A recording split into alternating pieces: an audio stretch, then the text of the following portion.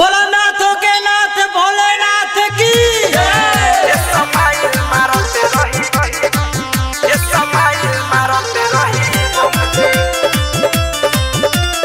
Music by Vikesh भोजपुरिया।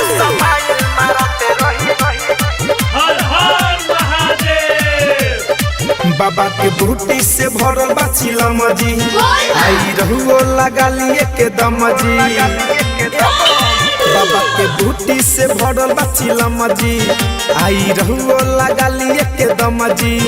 नहीं रहम केहुओ से कम जी ये समाइल मारते रही बम जी। नहीं रहम केहुओ से कम जी ये समाइल मारते रही बम जी।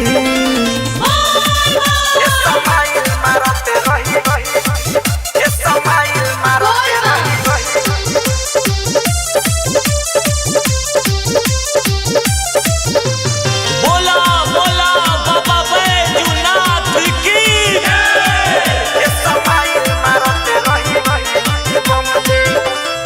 भोला के बूटी से सुना कांवरिया दुख होला दूर हो।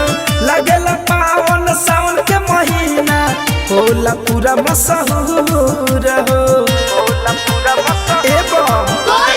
पीला से दम बड़ा मिलेला तबे डीजे पे कमरिया हिलेला। पूरा मिट जाई दुखवा सितम जी रही ना कुछो के जीवन में गम जी। नहीं रहम केहुओ से कम जी ये समाइल मारते रही बम जी। नहीं रहम केहुओ से कम जी ये समाइल मारते रही बम जी।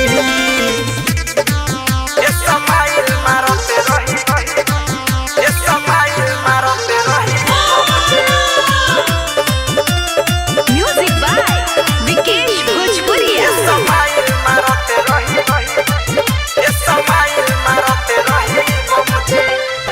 मिठू मिसाइल लेखा मीठी बोली बोल के बोलबम के नारा लगई हा। जाके सुनो देव घर में सबसे पहिले जलवा चढ़ई हा। पीला से चढ़ेला जो सहो मारी के हो जइब मद हो सहो। सुनी रहुआ से कहतानी हम जी नाचे धड़कन धन जे छमा छम जी। नहीं रहम केहुओ से कम जी ए समाइल मारते रही बम जी। नहीं रहम केहुओ से कम जी ए समाइल मारते रही बम जी। बाबा के बूटी से भरल बाचिलम जी आई रहुओ लगा लिए के दम जी। नहीं रहम केहुओ से कम जी ए समाइल मारते रही बम जी। नहीं रहम केहुओ से कम जी ए समाइल मारते रही बम जी।